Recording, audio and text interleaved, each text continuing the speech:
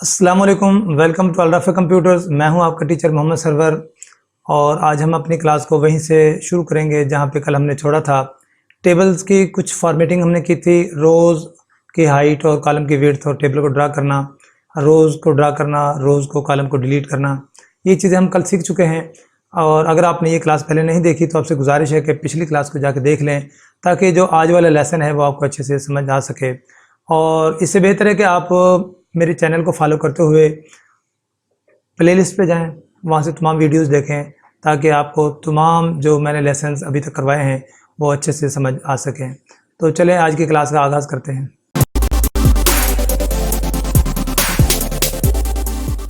Class start करने के लिए हम एक छोटा सा टेबल ड्रा कर लेते हैं।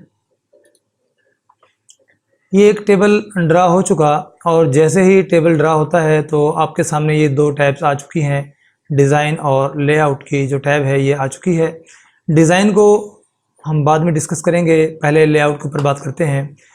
कल हम रो और कॉलम इंसर्ट करना, इन दोनों को डिलीट करना ये सीख चुके हैं। इनकी जो हाइट है, इनकी जो विड्थ है उसको कैसे मैनेज करना है ये भी सीख चुके हैं। रो की हाइट और इस कॉलम की जो विड्थ है इसके हवाले से एक दो चीज़ें बाकी हैं, वो मैं अभी आपको यहाँ पे डिस्कस करके बता देता हूँ। ये टेबल को थोड़ा सा मैं ड्रैग करके बड़ा कर लेता हूँ। जब हम टेबल ड्रा कर रहे होते हैं तो वहाँ पे हमारे सामने कुछ ऑप्शंस मौजूद होती हैं। मैं फिर से इसको डिलीट करके आपके सामने वो चीज़ लाता हूँ। बैकस्पेस डिलीट कर दिया, इंसर्ट में जाएं, टेबल पे जाएं और जो ये नीचे इंसर्ट टेबल है यहाँ से अब ये देखें एक छोटा सा जो डायलॉग बॉक्स कल मैंने आपको समझाया था, इसके ऊपर कुछ ये हमारे पास कुछ कमांड्स मौजूद हैं। फिक्स्ड कॉलम विड्थ, इसका मतलब ये है कि जब आपने टेबल बना लिया होता है और जिस कॉलम की जितनी विड्थ आपने रखनी है, अगर आप चाहते हैं कि वो उतनी ही रहे तो फिर इसको ऑटो पे ना छोड़ें। फिलहाल ये ऑटो के ऊपर है, चूँकि अभी हमने टेबल बनाया ही नहीं है और उसकी विड्थ तक भी हमने मैनेज की ही नहीं है, तो अभी ऑटो का मतलब है कि वो ऑटोमेटिकली आपकी जो विड्थ है वो मैनेज कर देगा। ऑटो फिट टू कंटेंट, जो आपने टेबल के अंदर डाटा लिखा होता है, कॉलम की जो चौड़ाई उसके लिहाज से बनती है, ऑटोमेटिकली ये उसके लिहाज से एडजस्ट कर देता है। इसे अभी हम आगे चल कर डिस्कस करते हैं, देखते हैं कि ये क्या काम करता है। ऑटो फिट विंडो, अभी जो हमने टेबल ड्रा करना है वो बेसिकली यही करेगा कि उसे विंडो के लिहाज से ऑटोमेटिकली फिट कर देगा। देखें कि ये कैसे होता है। फ़िलहाल यहाँ पर 2 रोज़ हैं और मैं इनको 4 कर देता हूँ, 5 कॉलम हैं। जैसे मैं ओके करता हूँ टेबल आपके सामने ड्रा हो चुका है। अब ये देखें कि ये कुछ कॉलम्स और कुछ लाइनें हैं। अब ये विंडो क्या है, इसका कंसेप्ट थोड़ा सा आप समझ लें। ये जो वाइट वाला एरिया है ये हमारी वो शीट है, बल्कि ये हमारे पास वो एक पेज है जिसके ऊपर हमने काम करना है। और ये टेबल के साइडों के ऊपर, राइट साइड पे, लेफ़्ट साइड पे और टॉप पे जो जगह खाली बची हुई है, बेसिकली ये वो मार्जिन है जो हमने पेज सेटअप में पहले सीखा था। फिर मैं आपको यही इशारा करूंगा कि अगर आपने मेरी लास्ट क्लासेस नहीं देखी तो आप नीचे दिए हुए लिंक है उसको फॉलो करें, प्ले लिस्ट पर जाएँ, प्ले लिस्ट का जो पहले दूसरे लेसन हैं उनको देख लें, वहाँ पर बेसिक्स दी हुई हैं ताकि आपको ये चीज़ें अच्छे से समझ आ सकें। जिन्होंने देखा है उनको ये बात अच्छे से समझ आ रही होगी, या जो कोई वर्ल्ड के बारे में पहले जानते हैं। अदरवाइज़ ये आपको समझ नहीं आएगी कि ये मार्जिन क्या होते हैं और ये कैसे वर्क करते हैं। ये 1 इंच का मार्जिन लेफ़्ट साइड पर है, 1 इंच का मार्जिन राइट साइड पर है और ऐसे ही टॉप पर है, नीचे भी ऐसे ही है जो कि अभी हमें नज़र नहीं आ रहा। अब ये वो खाली जगह है जो बच चुकी है। मार्जिन को छोड़ के जो बाकी एरिया बचता है, टेबल ऑटोमेटिकली उसके ऊपर ड्रा हो चुका है। अब लेआउट की जो टैब है इसके ऊपर हम चल के देखते हैं। ये यहाँ पर देखें एक छोटा सा आपको यहाँ पे जो ना कमांड नज़र आएगी, ऑटो फिट टू विंडो। ये देखें विंडो के साथ ये ऊपर देखें ये छोटे छोटे से 2 एरोज लेफ्ट और राइट। अब ये आइडेंटिफाई करते हैं कि जो आपका टेबल है वो दोनों तरफ जितनी आपके पास वर्किंग स्पेस है वहाँ तक ये उसने फैला दिया है। चूँकि डाटा तो भी हमारे पास है ही नहीं, अब इसके अंदर जब हम वर्क करेंगे तो ये बात समझ आएगी।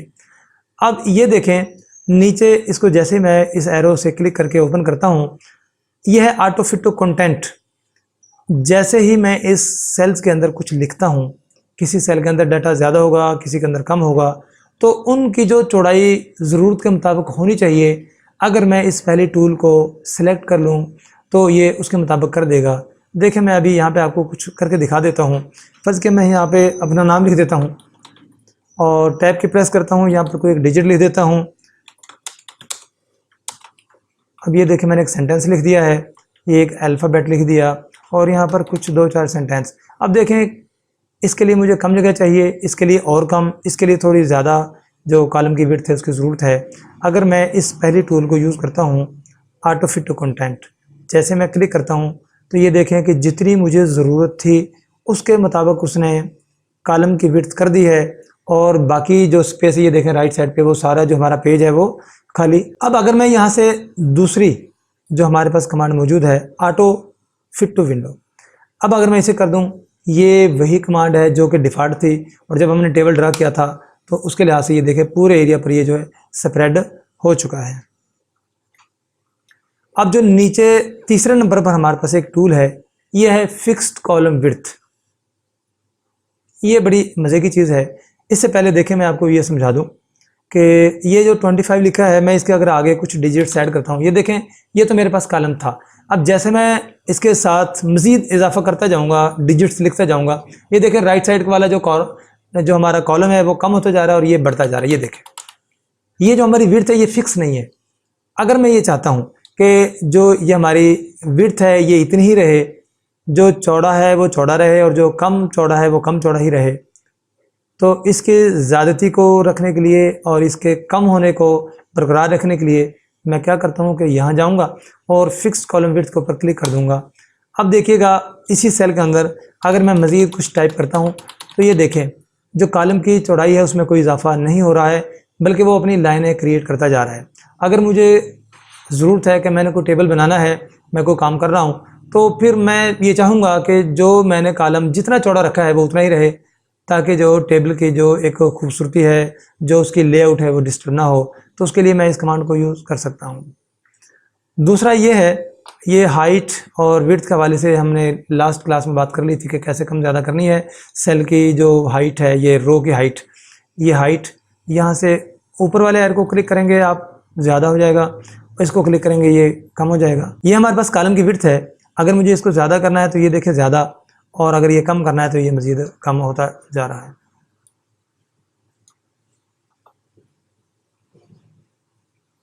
अब ये कॉलम जो है इसकी चौड़ाई कम है और इसकी जो विड्थ है वो ज़्यादा है।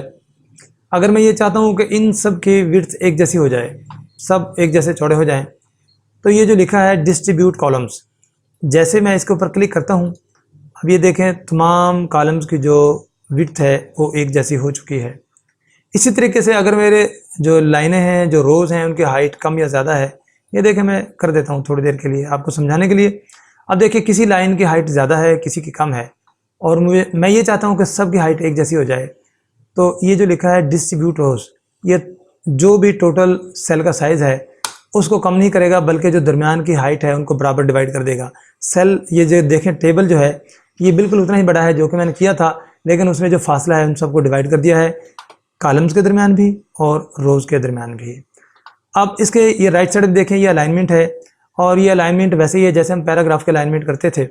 अब जिस सेल को आपने सेलेक्ट किया है, फ़र्ज़ किया ये सर्वर लिखा हुआ है, यहाँ सेल को मैंने क्लिक किया और मैं अलाइनमेंट पे जाता हूँ, ये देखें बिल्कुल सेंटर में आ चुका है। ऊपर से नीचे यानी कि हॉरिजॉन्टल वर्टिकली और लेफ़्ट टू राइट जो है ये हॉरिजॉन्टल, ये दोनों तरीके से सेंटर में है।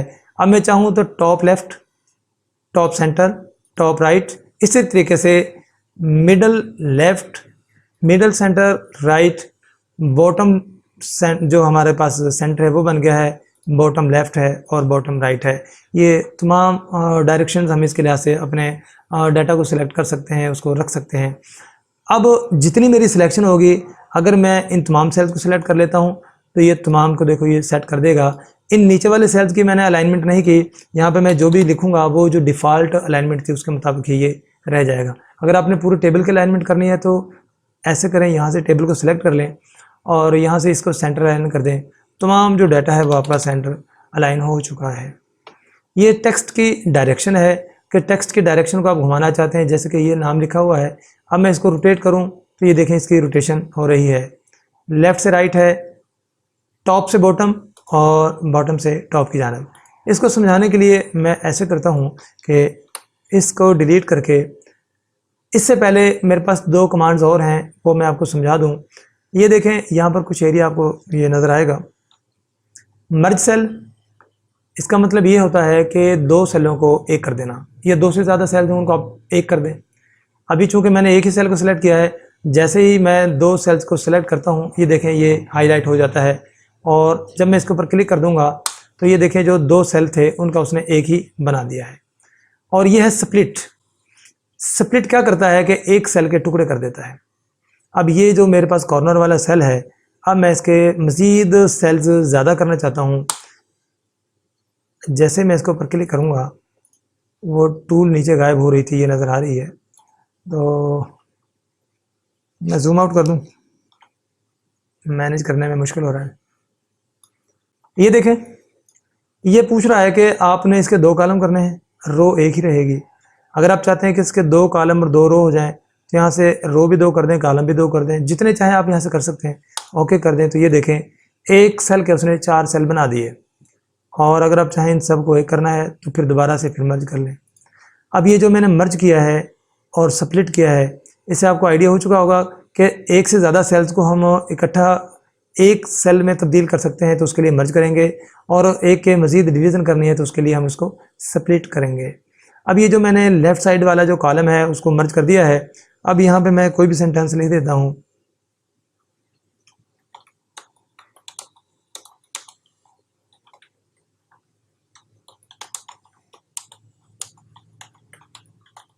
अब ये सेंटेंस लिखा है, मैं चाहता हूँ कि ये रोटेट हो जाए, नीचे से ऊपर की जानब हो जाए। तो ये जो टेक्स्ट डायरेक्शन है, यहाँ पे मैं क्लिक करूँगा, ये टॉप से बॉटम की जानब है, दोबारा क्लिक कर दें, बॉटम से टॉप की जानब है। इसको सिलेक्ट करके आप थोड़ा सा बड़ा भी कर सकते हैं। बड़ा करने के लिए मैंने क्या किया है, कंट्रोल की, कीबोर्ड से कंट्रोल की को प्रेस किया है, साथ ही जो राइट साइड का स्क्वायर ब्रैकेट है उस वाली की को प्रेस कर रहा हूँ। इससे बड़ा हो रहा है, लेफ्ट वाली को करेंगे तो छोटा हो रहा है। इस तरीके से आप कर सकते हैं। जब आप सिलेक्शन करते हो तो जैसे सिलेक्शन करते हो, ये देखें साथ में आपके पास ये टूल्स आ चुके हैं। यहाँ से चाहें तो आप फ़ॉन्ट का कलर भी तब्दील कर सकते हैं, इसकी अलाइनमेंट वगैरह। ये देखें बोल्ड, और ये इटैलिक है, बोल्ड कर लें, इटैलिक कर लें, या इसको ख़त्म कर दें। और ये जो इसका शेडो है बिहाइंड, जो इसका वो सेल का कलर है, अगर आप चाहें तो वो भी चेंज कर सकते हैं। इस तरीके से आप जो है इसकी फॉर्मेटिंग कर सकते हैं, अलाइनमेंट के हवाले से और डायरेक्शन के हवाले से। इसी लेआउट में देखें हमारे पास कुछ चीज़ें और मौजूद हैं। ये ड्रा टेबल, ये वही है जो कल मैंने आपको क्लास में बताया था कि पेंसिल टूल बन जाता है और वहाँ से उसे आपने ड्रा करना है। इसके लिए मैं टेबल से बाहर निकलता हूँ, वापसी मैं इंसर्ट और टेबल में जाता हूँ, तो ये देखें ये लिखा ड्रा टेबल्स। अगर ड्रा टेबल्स को क्लिक करें तो ये पेंसिल आपके पास आ चुकी है, यहाँ से आप टेबल को ड्रा कर सकते हैं। ये देखें कल भी मैंने आपको ऐसे करके दिखाया था, जो लास्ट क्लास थी उसमें। यहाँ से टेबल को ड्रा कर लिया है, लाइनें बना ली हैं, कुछ मैं कॉलम्स बना देता हूँ। जल्दी जल्दी से मैं आपको समझा दूँ, चूँकि कल कर चुका था। अब यहाँ पर देखें ये ड्रा टेबल, ये पेंसिल वाली टूल मौजूद है। अगर मैं यहाँ पे दोबारा क्लिक कर दूँ तो ये पेंसिल ख़त्म हो चुकी। इसको ख़त्म करने का कल ये भी तरीका बताया था कि आप यहाँ खाली जगह पे डबल क्लिक कर दें तो भी ख़त्म हो जाता है। टेबल्स के अंदर रहें, लेआउट में जाएं, और ये इरेज़र टूल क्या काम करता है, ये इरेज़र जो है आपके दरमियान वाली लाइन को, ऊपर वाली किसी भी लाइन को आप चाहें तो डिलीट कर सकते हैं। ये देखें मैंने इसको, ये देखें सिलेक्शन हो चुकी, छोड़ूंगा तो ये लाइन डिलीट हो चुकी। ये दोनों सेल्स का एक बन चुका है। अगर मैं इसको क्लिक करता हूँ तो ये भी डिलीट हो चुका। अब ये देखें ये जो सेल है ये एक बन चुका। इस इरेज़र टूल को डिसलेक्ट करें दोबारा क्लिक करते हुए, ये ख़त्म हो गया। अब ये देखें जो सेल है ये एक बन चुका है। इसका अलाइनमेंट करके देखें, आपको आइडिया हो जाएगा कि इसके अंदर जो भी कुछ लिखेंगे बिल्कुल सेंटर में ही लिखा जा रहा है। ये एक सेल बन चुका है। तो इरेज़र टूल कर लेके आप जो है उसका सिलेक्शन करके यहाँ से लाइनें डिलीट कर सकते हैं। मैं ये देखें दोबारा से, ये ऊपर वाली लाइन चाहे तो आप ये डिलीट कर दें, और चाहे तो ये लेफ़्ट साइड से इस लाइन को डिलीट कर दें। किसी भी लाइन को आप डिलीट कर सकते हैं जो आपको लाइन डिलीट करनी है, और इस तरीके से आप टेबल को मज़ीद मॉडिफाई कर सकते हैं। इसी टेबल के अंदर मैं आता हूँ, और ये लेफ़्ट साइड पे एक हमारे पास एक कमांड और है। एरो को क्लिक करें तो 4 चीज़ें आपको मिलेंगी। सिलेक्ट ऑल, पूरा टेबल सिलेक्ट हो जाएगा। सॉरी, सिलेक्ट सेल लिखा हुआ है, सिलेक्ट सेल। सिलेक्ट सेल से एक सेल सिलेक्ट हो जाएगा, और इसके नीचे लिखा है सिलेक्ट कॉलम, जिस सेल के अंदर मैं मौजूद हूँ। इसकी ये लाइन है रो यानी कि, और ये ऊपर से नीचे कॉलम है। अगर मैं यहाँ क्लिक करता हूँ तो देखें इसने कॉलम को सिलेक्ट कर दिया है। और अगर मैं इस रो के ऊपर रहता हूँ, पहले मैंने इस रो को डिलीट कर दूँ, ये डिस्टर्ब करेगा। इस सेल को सिलेक्ट किया, डिलीट, और डिलीट कॉलम करूँगा, चूँकि ये कॉलम वाइज है, रो करूँगा तो ये सारा डिलीट हो जाएगा। कॉलम को डिलीट किया, ये ख़त्म हो चुका है। और अब देखिएगा मैं यहाँ पर हूँ, अगर मैं इस सेल के ऊपर यानी कि सिलेक्शन बना के रखता हूँ और मैं चाहता हूँ कि इस कॉलम की सिलेक्शन हो जाए, तो यहाँ पे मैं कॉलम को करता हूँ, ये कॉलम सेलेक्ट हो गया। और अगर मैं ये नीचे वाले इस सेल के अंदर हूँ और मैं चाहता हूँ कि नीचे वाली लाइन हो जाए, तो यहाँ से सेलेक्ट रो कर दूँगा, ये पूरी रो सेलेक्ट हो चुकी है। और अगर मैं यहाँ पर रहते हुए सेलेक्ट टेबल, इसके ऊपर सेलेक्ट कर ऐसे क्लिक कर देता हूँ, तो ये देखिए पूरा टेबल ही सिलेक्ट हो चुका है। टेबल को सिलेक्ट करने के लिए आप यहाँ से भी सिलेक्शन बना सकते हो। इसके बाद हमारे पास ये सॉर्टिंग की ऑप्शन मौजूद है। ये इंशाल्लाह नेक्स्ट में एक क्लास और रखूँगा, चूँकि कल काफ़ी टाइम जो है ना वो लंबी क्लास हो गई थी और ये 2 हिस्सों में डिवाइड नहीं हो सका। तो मैं ऐसा करता हूँ कि कुछ हिस्से को आज कवर कर लेता हूँ, मैक्सिमम हिस्से को थोड़ा सा हिस्सा कल के लिए रखूँगा, और कल मैं कुछ इन टूल्स को यूज़ करते हुए आपको ड्रा करके दिखाऊंगा, ताकि आपको अच्छे से इन टूल्स की समझ आ जाए कि कैसे आपने इनको यूटिलाइज़ करना है। और कल इंशाल्लाह नेक्स्ट जो हमारी आने वाली क्लास होगी वो फाइनल टेबल की क्लास होगी, और उसमें तमाम टूल्स की रिवीजन भी इंशाल्लाह हो चुकी होगी। तो ये देखें, सॉर्टिंग भी हम उसके अंदर करके देखेंगे, रिपीट हेडर रोज़, ये कन्वर्ट टू टेक्स्ट ये वाला, और फार्मूला, ये दोनों चीज़ें इंशाल्लाह हम कल देखेंगे। अब देखते हैं कि डिज़ाइन के अंदर क्या चीज़ मौजूद है। इसके अंदर देखें, ये टेबल के कुछ स्टाइल्स बने हुए हैं। टेबल को सिलेक्ट कर लें और यहाँ पर जाएं, ये देखें कुछ टेबल के ये स्टाइल्स हैं, ये इस फॉर्मेट में हो जाएगा। जैसा आप यहाँ से स्टाइल चूज़ करेंगे आपका टेबल बिल्कुल वैसा ही बन जाएगा। अब फर्ज किया मैं यहाँ से कौन सा ये वाला ले लेता हूँ, ये देखें अब मैंने ये ले लिया। यहाँ पर देखें, ये ऊपर वाली लाइन का डार्क कलर है और लेफ़्ट साइड पे जो कॉलम है इसका डार्क कलर है। ये ऐसा क्यों है, ये मैं अभी आपको देखें समझा देता हूँ। ये यहाँ पर देखें, ये कुछ ना आपको नज़र आ रहा होगा, ये देखें हेडर रो, इसके ऊपर चेक लगा है। अगर मैं ये चेक ख़त्म कर दूँ तो ये देखें जो ऊपर वाली लाइन है इसका कलर भी ख़त्म हो चुका है। और अगर मैं ये फर्स्ट कॉलम इसका भी चेक ख़त्म कर दूँ तो ये देखें पहले कॉलम का जो कलर था वो भी ख़त्म हो चुका है। अब ये बैंडेड रो के ऊपर चेक लगा हुआ है। बैंडेड रो से क्या है कि इस लाइन का कलर और है, नीचे वाली का कलर और, इसी तरीके से फ्रीक्वेंटली ये कलर चेंज हो रहे हैं। अगर आप इस तरह चाहते हैं तो इसको बैंडेड रोज के ऊपर चेक लगा रहने दें, चेक ख़त्म कर दें, ये देखें बिल्कुल प्लेन हो चुका है। और अगर आप कॉलम्स को इस तरह चाहते हो जैसे रोज थी तो बैंडेड कॉलम कर दें, ये देखें एक कॉलम का कलर और है और दूसरे का और तीसरे का फिर वही, और फोर्थ कॉलम का फिर जो कलर चेंज हो चुका है। ये देखें फर्स्ट कॉलम के ऊपर चेक लगा हुआ था, मैंने चेक लगा दिया तो ये देखें पहले का जो कॉलम है उसका कलर डार्क है। और अगर लास्ट कॉलम के ऊपर मैं चेक लगा दूं तो ये देखें इसका भी कलर डार्क हो चुका है। और अगर आप चाहें तो जैसे डिफ़ॉल्ट सेटिंग थी वैसे ही आप इसको वापस कर सकते हैं, अपनी मर्ज़ी से आप इनकी सेटिंग्स को चेंज कर सकते हैं। और ये पीछे शेडिंग दी हुई है, ये वही शेडिंग है जो हमने अलाइनमेंट के अंदर की थी। तो ये सेल्स की है, जिस सेल के ऊपर आप मौजूद हैं उसका जो शेड है वो चेंज हो जाएगा। अगर आपने पूरे टेबल को सिलेक्ट किया हुआ है और यहाँ अगर आप क्लिक कर देते हो तो पूरे टेबल का जो शेड है वो चेंज हो जाता है। और जैसे चाहें आप अपनी मर्ज़ी के मुताबिक इसको मॉडिफाई कर सकते हैं। अब ये कुछ बॉर्डर्स हैं, बॉर्डर्स लेने के कुछ तरीके हैं, ये थोड़ा सा कॉम्प्लिकेटेड है और इसको समझने के लिए जो है ना आपको कंप्लीट एक लेसन चाहिए, जो कि मैं कल के लिए रख रहा हूँ। इंशाल्लाह कल वाली क्लास में ये जो दो चीज़ें बॉर्डर्स के हवाले से, ये बॉर्डर का ग्रुप मुकम्मल हो जाएगा। और प्लस लेआउट में हमारे पास ये जो डाटा वाला ये एक ग्रुप है ये रह जाएगा। तो दो ग्रुप्स डाटा प्लस और ये जो डिज़ाइन के अंदर ये हमारे पास बॉर्डर्स हैं, इसको इंशाल्लाह हम कल डिस्कशन करेंगे। उम्मीद है कि अब तक जो मैंने आपको समझाया है वो बात समझ आ चुकी होगी। और अगर कोई आपके जहन में सवाल पैदा होता है कि किसी बात की समझ नहीं आती है तो आप ऐसा कीजिए कि इस वीडियो के नीचे कमेंट सेक्शन में कमेंट्स में आप सवाल पूछ सकते हैं। और या फिर एज़ यूजुअल मैं हमेशा की तरह कहता हूँ कि नीचे मोर, अगर आप कंप्यूटर यूज़ कर रहे हो तो नीचे मोर की ऑप्शन होगी, इसके ऊपर क्लिक करें, काफ़ी सारे लिंक्स हैं, आप मेरे चैनल पर जा सकते हो, वहाँ पर प्लेलिस्ट को डायरेक्टली आप जो जंप करके जा सकते हो। और यहाँ पर ट्विटर का और फेसबुक का लिंक भी दिया हुआ है, आप डायरेक्टली वहाँ पे जा सकते हो। मुझे आप इस दिए हुए लिंक के मुताबिक फॉलो करें, फेसबुक पर फेसबुक पेज, और दूसरा ट्विटर के ऊपर आप मुझे फॉलो करें। वहाँ पर आप मेरे से सवालात पूछें, मैं आपके सवालात के जवाब इंशाल्लाह दूंगा। और अगर आप कमेंट सेक्शन में लिखते हैं तो कमेंट सेक्शन के नीचे मैं आपके जवाब दे दूँगा। और अगर कुछ ऐसी चीज़ हुई कि जो सिर्फ जवाब की हद तक ना हुआ, समझाने वाला हुआ, तो मैं उसकी एक सेपरेट वीडियो बना के मैं आपके लिए अपलोड कर दूँगा ताकि आपकी वो बात अच्छे से आपको समझ आ सके। तो नेक्स्ट क्लास तक के लिए इजाज़त दीजिए। अल्लाह हाफ़िज़।